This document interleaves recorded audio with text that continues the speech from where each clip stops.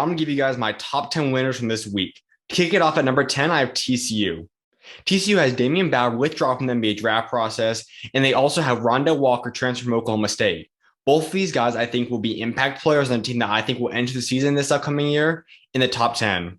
At number 9, I have Oregon. Will Richardson withdraws from the NBA draft process. He's a guaranteed lock, in my opinion, to make Pac-12 all-conference first-team selection once again. At number 8, I have Memphis. DeAndre Williams withdraws from the NBA draft process. He will once again be a cornerstone, all-conference caliber player in the American Conference this upcoming year. Kodurici also transfers this week to Memphis. He is one of the most athletic players in the entire world.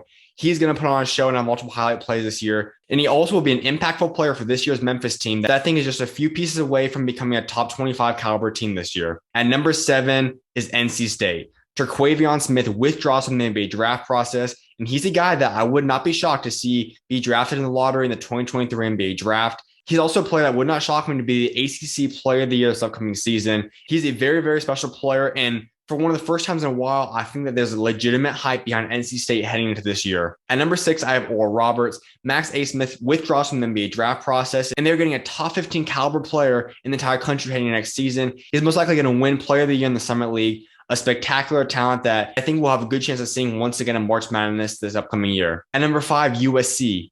They get Drew Peterson and Boogie Ellis to withdraw from the NBA draft process, which means the Trojans return the starting backcourt from this past year's tournament team. They should once again be a very good backcourt for USC this year. At number 4, I have Kansas. Jalen Wilson withdraws from the NBA draft process and is coming to Kansas to once again give Bill Self another player that could possibly win Big 12 Player of the Year. At number 3, I have Miami. Isaiah Wong withdraws from the NBA draft process and officially returns to Miami. He's another player that I would not be shocked to see walk away as the ACC Player of the Year in 2023.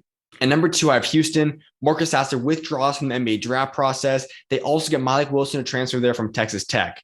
As for Marcus Sasser, he's a player that I think is a Player of the Year candidate this upcoming season, one of the best scorers in the entire country, and he gives a boost to the team that I think will be either number 1 or number 2 heading into the 2022-2023 NCAA season. Malik Wilson also is an impactful player that I think will fill Tajay Moore's role a little bit from last season. And at number 1, Gonzaga.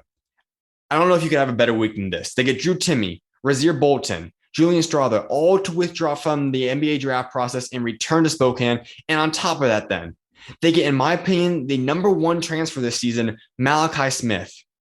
All 4 of these players will be players that should be in the starting lineup to begin this season. And all 4 of them are guys that's going to come together and once again give Gonzaga a chance to win a national championship in the 2022-2023 NCAA season. And that's my top 10 for one of the most crazy weeks that we've seen this offseason in the college basketball world.